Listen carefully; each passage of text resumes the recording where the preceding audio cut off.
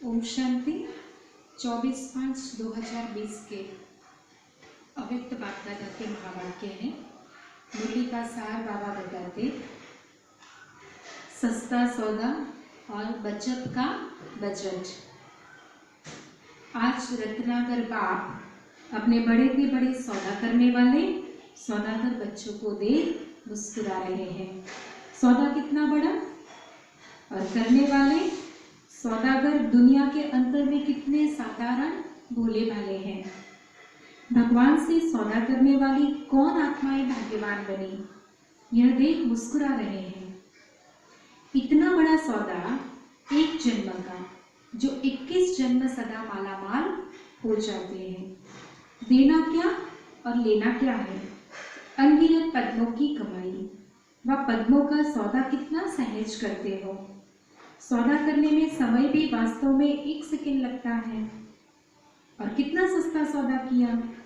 1 second में और 1 बोल में सौदा कर लिया। दिल से माना मेरा बाबा, इस एक बोल से इतना बड़ा अनगिनत खजाने का सौदा कर लेते हो। सस्ता सौदा है ना, न मेहनत न महंगा है, न समय देना पड़ता है। और कोई भी हद के सौदे करते तो कितना समय देना पड़ता, मेहनत भी करनी पड़ती, और महंगा भी दिन प्रतिदिन होता ही जाता है। और चलेगा कहाँ तक, 1 जन्म की भी गारंटी नहीं।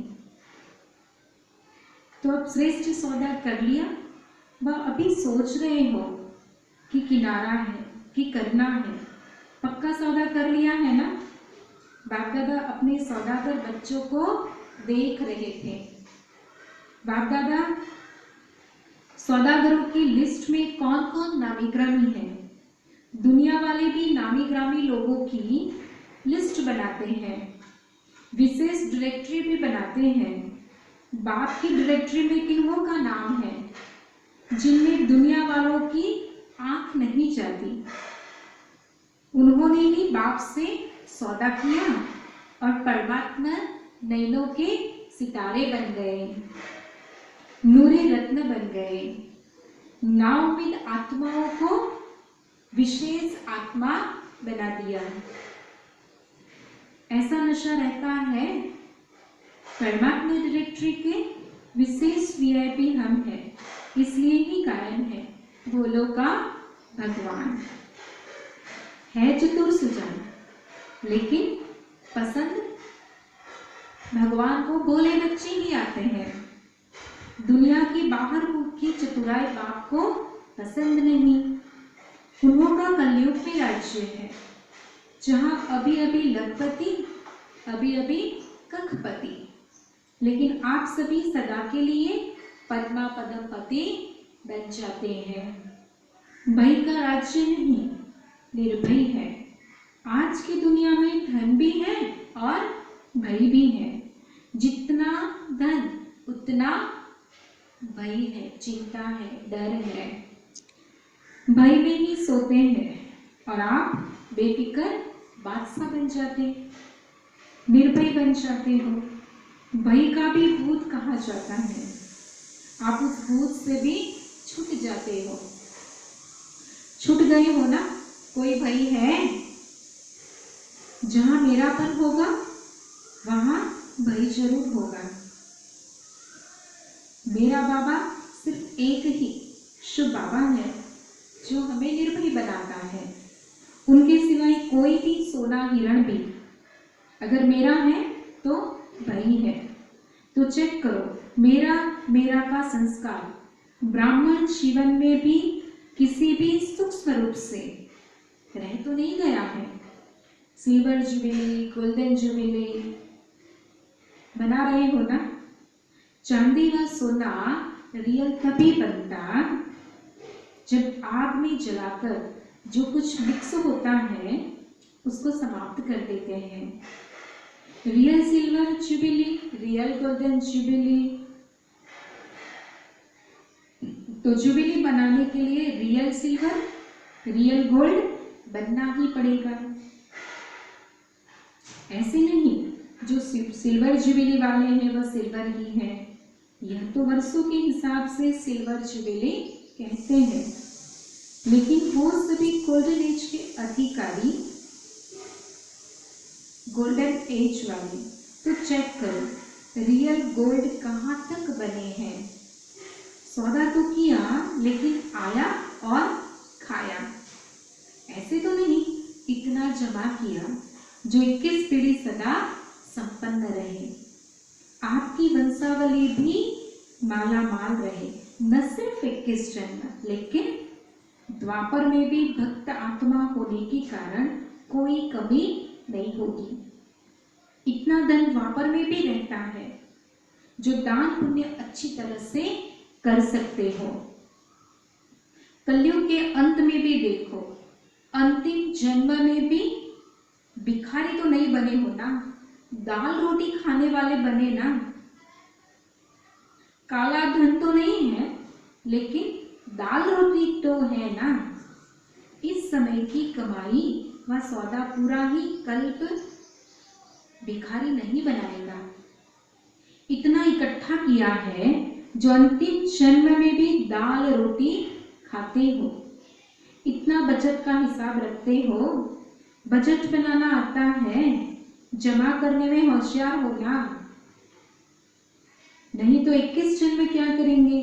कमाई करने वाले बनेंगे या राज्य अधिकारी बन राज्य करेंगे। रॉयल फैमिली को कमाने की जरूरत नहीं होती, प्रजा को कमाना पड़ेगा। उसमें भी नंबर है, साहूकार प्रजा और साधारण प्रजा। गरीब तो होता ही नहीं है, लेकिन रॉयल फैमिली पुरुषार्थ की प्रारब्ध राज्य प्राप्त करती है। जन्म जन्म रॉयल फैमिली के अधिकारी बनते हैं। राज्य तत्व के अधिकारी हर जन्म में नहीं बनते, लेकिन रॉयल फैमिली का अधिकार जन्म जन्म प्राप्त करते हो। तो क्या बनेंगे? अब बजट बनाओ, बचत की स्कीम बनाओ। हमें बचत किसकी करनी है? समय की, संकल्पों की, कर्मों की। आजकल के जमाने में वेस्ट से बेस्ट बनाते हैं, वेस्ट को ही बचाते हैं। तो आप सब भी बचत का खाता सदा स्मृति में रखो। बजट बनाओ, संकल्प शक्ति, वाणी की शक्ति, कर्म की शक्ति, समय की शक्ति, कैसे और कहाँ कार्य में लगानी है। ऐसे ना हो यह सब शक्तियाँ व्यर्थ चली जाए। जैसे हम कहते हैं ना, मैंने तो सिर्फ ऐसे ही बोल दिया, मेरा ऐसा भाव नहीं था, मेरे मन में तो ऐसे ऐसे संकल्प आ रहे हैं, तो फिर ये सब क्या हो गया? व्यर्थ हो गया ना। तो इन सब व्यर्थ की लीकेज के कारण हमारे अंदर से बहुत सारी शक्तियाँ क्या हो जाती हैं? वेस्ट हो जाती हैं।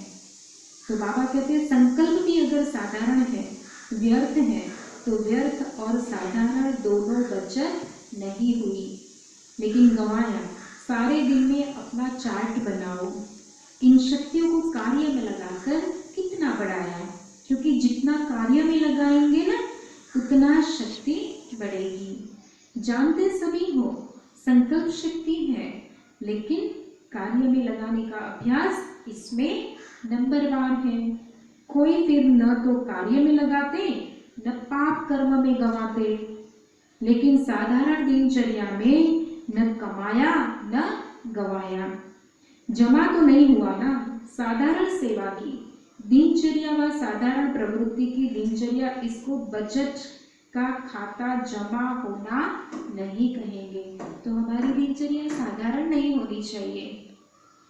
सिर्फ यह नहीं चेक करो कि यथाशक्ति सेवा भी की, पढ़ाई भी की, किसको दुख नहीं दिया, कोई उल्टा कर्म नहीं किया, लेकिन दुख नहीं दिया तो क्या सुख दिया? जितनी और जैसी शक्तिशाली सेवा करनी चाहिए उतनी की। जैसे बाप दादा सदा डायरेक्शन देते हैं कि मैंपन का, मेरेपन का त्याग ही सच्ची सेवा है, ऐसे सेवा की। उल्टे बोल नहीं बोला, लेकिन ऐसा बोल बोला जो किसी नाउम्मीद को उम्मीदवार बना दिया। को हिम्मतवान बनाया, खुशी के उमंग उत्साह में किसको लाया? यह है जमा करना, बचत करना। ऐसे ही 2 घंटा 4 घंटा बीत गया, वह बचत नहीं हुई। सब शक्तियां बचत कर जमा करो। हर शक्ति को कार्य में कैसे लगावे, यह प्लान बनाओ। ईश्वरीय बजट ऐसा बनाओ जो विश्व की हर आत्मा कुछ न कुछ देना ही है, प्राप्त करके ही आपके गुणगान करें। चाहे मुक्ति दो, चाहे जीवन मुक्ति दो। मनुष्य आत्माएं तो क्या, प्रकृति को भी पावन बनाने की सेवा कर रहे हैं। ईश्वरीय बजट अर्थात सर्व आत्माएं प्रकृति सहित सुखी व शांत बन जाए। देखो बाबा ने कितनी बड़ी सेवा दी। ईश्वरीय बजट कैसा होना चाहिए? सर्व आत्माएं और प्रकृति सुखी और शांत बन जाए। यह गवर्नमेंट बजट बनाती है, इतना पानी देंगे, इतने मकान देंगे, इतनी बिजली देंगे। आप क्या बजट बनाते हो? सभी को दुख अशांति से मुक्त करें, सभी को अनेक जन्मों तक मुक्ति, जीवन मुक्ति देवे, भिखारीपन से मुक्त करें। आधा कल्प तो आराम से रहेंगे,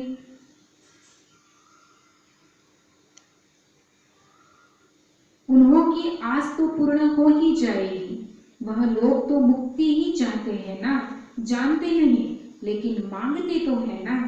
तो स्वयं के प्रति और विश्व के प्रति ईश्वरीय बजट बनाओ। समझा क्या करना है? सिल्वर और गोल्डन जुबिली दोनों इसी वर्ष में कर रहे हो ना, तो यह महत्व का वर्ष है। अच्छा, सदा श्रेष्ठ सौदा स्मृति में रखने वाले, सदा जमा का खाता बढ़ाने वाले, सदा हर शक्ति को कार्य में लगाए वृद्धि करने वाले, सदा समय के महत्व को जान महान बनने और बनाने वाले, ऐसे श्रेष्ठ धनवान, श्रेष्ठ समझदार बच्चों को बाप दादा का याद, प्यार और नमस्ते। पार्टियों से बाप दादा की मुलाकात, उसमें कुमारों से। कुमार जीवन भी लकी जीवन है, क्योंकि उल्टी सीढ़ी चढ़ने से बच गए। कभी संकल्प तो नहीं आता है उल्टी सीढ़ी चढ़ने का, चढ़ने वाले भी उतर रहे हैं। सभी प्रवृत्ति वाले भी अपने को कुमार कुमारी कहलाते हैं ना, तो सीढ़ी उतरे ना तो सदा अपने इस श्रेष्ठ भाग्य को स्मृति में रखो। कुमार जीवन अर्थात बंधनों से बचने की जीवन। नहीं तो देखो कितने बंधनों में होते हैं, तो बंधनों में खींचने से बच गए। मन से भी स्वतंत्र, संबंध से भी स्वतंत्र।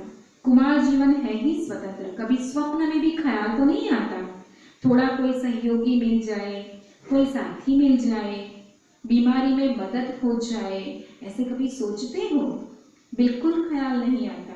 कुमार जीवन अर्थात सदा उड़ते पंछी, बंधन में फंसे हुए नहीं, कभी भी कोई संकल्प न आवे, सदा निर्बंधन हो, तीव्र गति से आगे बढ़ते चलो। कुमारियों से बाप दादा की मुलाकात, कुमारियों को सेवा में आगे बढ़ने की लिफ्ट मिली हुई है। यह लिफ्ट ही श्रेष्ठ गिफ्ट है। सदा इस गिफ्ट को यूज करना आता है ना, जितना स्वयं को शक्तिशाली बनाएगी उतना सेवा भी शक्तिशाली करेगी। अगर स्वयं ही किसी बात में कमजोर होगी तो सेवा भी कमजोर होगी। इसलिए शक्तिशाली सेवाधारी बन जाओ। ऐसी तैयारी करती चलो जो समय आने पर सफलतापूर्वक सेवा में लग जाओ और नंबर आगे ले लो। अभी तो पढ़ाई में टाइम देना पड़ता है, फिर तो एक ही काम होगा। इसलिए जहाँ भी हो ट्रेनिंग करती रहो, निमित्त बनी हुई आत्माओं के संग से तैयारी करती रहो, तो योग्य सेवाधारी बन जाएगी। जितना आगे बढ़ेगी उतना अपना ही फायदा है। सेवाधारी टीचर बहनों से बाबा की मुलाकात, उसमें पहली पॉइंट है सेवादारी अर्थात सदा निमित्त, निमित्त भाव से सेवा में स्वतः ही सफलता दिलाता है। निमित्त भाव नहीं तो सफलता नहीं। सदा बाप के थे, बाप के हैं और बाप के ही रहेंगे, ऐसी प्रतिज्ञा कर ली है ना। सेवादारी अर्थात हर कदम बाप के कदम पर रखने वाले, इसको कहते हैं फॉलो फादर करने वाले, हर कदम श्रेष्ठ मत पर श्रेष्ठ बनाने वाले सेवादारी होना। सेवा में सफलता प्राप्त करना, यही सेवादारी का श्रेष्ठ लक्ष्य है। तो सभी श्रेष्ठ लक्ष्य रखने वाले होना। जितना सेवा में व स्व में व्यर्थ समाप्त हो जाता है, उतना ही स्व और सेवा समर्थ बनती है। तो व्यर्थ को खत्म करना, सदा समर्थ बनना, यही सेवाधारियों की विशेषता है। जितना स्वयं निमित्त बनी हुई आत्माएं शक्तिशाली होगी, उतना सेवा भी शक्तिशाली होगी। सेवादारी का अर्थ ही है सेवा में उमंग उत्साह लाना। स्वयं उमंग उत्साह में रहने वाले औरों को उमंग उत्साह दिला सकते हैं। तो सदा प्रत्यक्ष रूप में उमंग उत्साह दिखाई दे। ऐसे नहीं कि मैं अंदर में तो रहती हूँ लेकिन बाहर नहीं दिखाई देता। गुप्त पुरुषार्थ और चीज है, लेकिन उमंग उत्साह छिप नहीं सकता। चेहरे पर सदा उमंग उत्साह की झलक स्वतः दिखाई देगी। बोल न बोले लेकिन चेहरा ही बोलेगा, झलक बोलेगी। ऐसे सेवाधारी हो। सेवा का गोल्डन चांस, यह भी श्रेष्ठ भाग्य की निशानी है। सेवाधारी बनने का भाग्य तो प्राप्त हो गया, अभी सेवाधारी नंबर 1 है या नंबर 2, यह भी भाग्य बनाना और देखना है। सिर्फ एक भाग्य नहीं, लेकिन भाग्य पर भाग्य की प्राप्ति। जितने भाग्य प्राप्त करते जाते ना, उतना नंबर स्वतः ही आगे बढ़ता जाता है। इसको कहते हैं पद्मा पदा भाग्यवान। इस एक सब्जेक्ट में नहीं, सब सब्जेक्ट में सफलता स्वरूप। अच्छा, दूसरी पॉइंट है, सबसे ज्यादा खुशी किसको है? बाप को है या आपको? क्यों नहीं कहते हो कि मेरे को है? द्वापर से भक्ति में हमने भगवान को पुकारा और अब प्राप्त कर लिया तो कितनी खुशी होगी।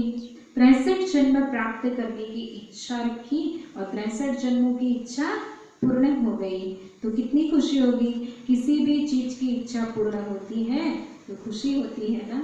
जैसे हम कोई भी चीज की आस लगाकर बैठते कि भगवान मुझे ये चाहिए, ये दे दो, ये मेरा कार्य पूरा हो जाए, तो पूरा होने के बाद खुशी होती है ना। यह खुशी ही विश्व को खुशी दिलाने वाली है। आप खुश होते हो तो सारी विश्व खुश हो जाती है। ऐसी खुशी मिली है ना। जब आप बदलते हो तो दुनिया भी बदल जाती है, और ऐसी बदलती है जिसमें दुख और अशांति का नाम निशान नहीं। तो सदा खुशी में नाचते रहो, सदा अपने श्रेष्ठ कर्मों का खाता जमा करते चलो। सभी को खुशी का खजाना बांटते। आज के संसार में खुशी नहीं है, सब खुशी के भिखारी हैं।